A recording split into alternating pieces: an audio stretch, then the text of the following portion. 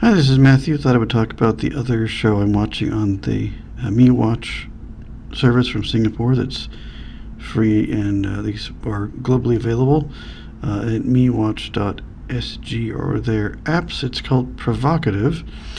I guess it would be kind of a soap opera, but I consider it more of a family drama about a lady named Tess who, back in 2015, 10 years ago at this recording time, was sent to prison for killing a lady, or for killing someone that she actually did not kill them.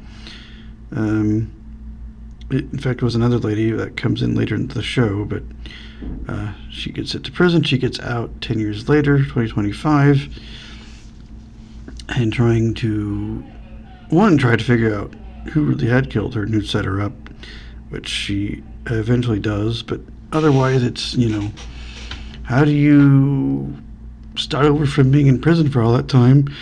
The world's changed. Your ex-husband, has moved on. Your husband divorced you at some point. Your kids have grown up; they're teenagers now. Your family members are doing things. Other friends, what do you do about a job? And they had a restaurant. She gets the restaurant from her ex-husband. She runs it. And now I am in the show. She is also she did fashions stuff and things before, and she's trying to get that back on the ground with a designer and stuff. How do you move on? How do you adjust to life and everything that's happened while you were locked up and everything that goes on with that. It's kind of an interesting show. Started in March, I think. There are, as of last week, 94 episodes. And of course, it's Monday through Thursday. And right now I'm 13 hours ahead Singapore is 13 hours ahead of me.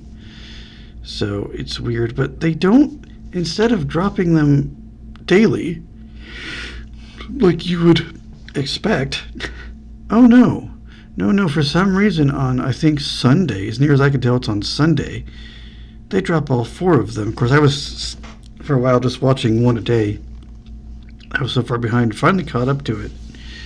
And now, for the last few weeks, I have to wait till Sunday to watch all 4 of them at once. At least they're only about 22 minutes long. But it's kind of frustrating. Or I could have worked it in during the day, or even in the evening, or right before I go to bed or something, or whatever. But no. Drop them all on Sunday. Heck, I could have watched it in the morning before my boss came. Anything, but no. It's Sunday at some point they all drop. And so, because you could watch them one a day, but then there's, you're building up a little bit. You could do it that way, but I tend to just watch them all at once. But it's kind of frustrating how they are dropping those. But that's nothing I can do about it. That's how they want to do it. I find it's a very interesting show. There's some humorous things in it too, as well as serious and dramatic things. But I just like the way the characters are, how they interact with each other. There's a lot of what I call Americanisms in this. You think it'd be more British, but there are a ton of American sayings and expressions and slang terms I thought only were in the U.S. Apparently not. Just watching people, their interactions, where code of law is police stuff, this is regular people, pretty much interacting with each other, and of course all the different cultures in Singapore, the different food, and just different holidays I've never really done much about because we don't have them, and there were different things about the Chinese New Year at one point in the beginning of the season. I assume I don't know how this will, each season goes, or if there'll be multiple seasons or what, but I just find it kind of interesting to watch, but just different little things, and of course, social media stuff is in it, and I think they just made up stuff, because there's a Tikigram, which clearly is Instagram, I love the newspaper name. It's the Quibbler, which I think is hilarious. I think it's like a newspaper from what I can tell. Or and I guess like maybe it's a blog. I don't know what it is, but it's called the Quibbler. I think it's funny because the Harry Potter, there's a entertainment gossipy thing in there called the Quibbler, so I think it's kind of funny that they went with that. So I just enjoy hearing people's accents. You've got some people that sound a little bit more American, but a little bit British, but you've got more of the maybe Chinese Malaysian kind of accents and just different things going on. Occasionally you'll hear like a Malaysian phrase or something, like a word or a slang term that's like not English.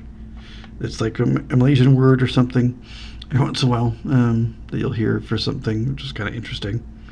I only speak Spanish, but to some degree, but besides English. But yeah, that's kind of interesting. You'll hear random little words or phrases that aren't English. Just because I guess everybody knows, at least Malaysian for sure, and maybe some Chinese and maybe some other languages that they speak there. So it's kind of cool.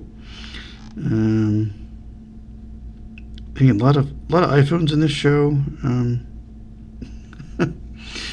It's funny, in Code of Law, I watched one recently that their iPhone sounds, but it's like a fake wannabe iPhone, like it's the marimba, like default sound. But I finally figured out, like it finally was isolated where I could hear it, and like, oh, they've just made they've made up a ringtone that clearly is supposed to be that, but it's not. But in Provocative, it's all the regular iPhone sounds. It's kind of weird. I don't know what's going on with Code of Law at the moment. I'm in season 2, but in this one, it definitely is the correct sounds. If you have an iPhone, you know the noises. I guess it could have been a custom ringtone. I don't know, but I just thought it was weird that this show you've got the right sounds, but in Code of Law, it's not. It's weird. But yeah, I just find the show very interesting, and it's interesting to see other cultures. I like to watch international shows like this. Just, somewhere I've never been, I'm probably never going to get to. I don't really know anybody from. I know one blind lady from Singapore, but I play a game called Diaspora with another lady from Singapore. But I've never really talked to her before. The other one I have known for years, but I think she's more Chinese. I think, pretty sure. But speaks English fluently, but from Singapore. I have no idea how many episodes there will be in Provocative. I just know there's 94, but there's going to be 98 by today. 98. Episode 98 would have. Should have aired by now. It's getting kind of like almost Friday morning as of recording this there now. So, but yeah, they all drop on Sundays. I kept looking once I caught up, and I didn't see it. Checked on like Sunday night and almost Monday morning there. I'm like, what the heck? So yeah, some point in the morning or afternoon on Sunday they drop. I don't know when. I can't find out when. But yeah, they are available on MeWatch.sg or the MeWatch app on iPhone, Android. I'm thinking at least on smart TVs. I've never checked for it, but definitely on the tablet and phone side of things, it's available in the App Store and Play Store. And I would think on TVs as well. I need to look. I don't know, but they usually list like Fire Stick. On the website, they do list like Fire Sticks and all kinds of other smart TVs, so it should be available on anything, pretty much. Maybe some game consoles, too. You might check that if you're interested in this kind of interesting programming that doesn't require geo-blocking, usually, if it's domestic productions like this. There's a whole bunch of stuff, all kinds of crime shows and some other family dramas, of course, stuff in other languages, but this is English. I don't know they've dubbed it in anything else currently. It seems to be an English-only show, which is good because I don't speak anything else. So I know the sounds of a language, but I don't know what they're saying. Yeah, it seems to really be mostly in English. You might get a couple of random, as I said, phrases in Malay or something like that. Mostly English. Yeah, just kind of a fun series, but not series at the same time. Doesn't require a whole lot of, I suppose, extra thinking. It's something you just kind of can throw on, but can follow, but do something else if you need to. Kind of a show to me, anyway. I just enjoy the character interactions more than anything, as I said. So, and how they'll inflect their phrase a word just because it's a different kind of culture, and I don't know, it's just interesting. Again, it's Provocative is the name of it, and it's on MeWatch in Singapore. There's one other one I'm watching, but I've only watched like one episode of it. It's actually a 90s show. Another police show I found on there. But yeah, their stuff goes at least back into the 90s on this platform. That seem to be freely available. See, there's all kinds of things to watch. That even if there are like imported shows you see, but that you obviously can't watch because it's a Singapore only thing. But there's all kinds of domestic things you can look at.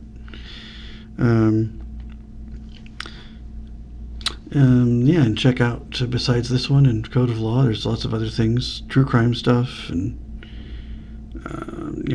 all kinds of other dramas and comedy type things, and quite a bit there. It's fairly accessible, as I've said in a video when I talked about the service.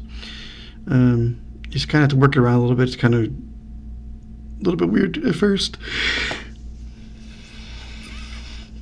In regards to using it, but it is pretty usable, at least on the mobile side of things. Computers, not as much, but clearly their development is clearly on the tablet phone side, maybe the TV side, probably. Computers probably not where they're going as much with it. If you don't mind it just playing forever and you don't need to stop or start anything, it's probably okay. But if you want to stop it, it's like you can just close the window and it will come back like Provocative. I know one time I checked it here at work one time just to see how it worked, and I couldn't get anything to work, and I closed it out, went back later on my phone and watched it.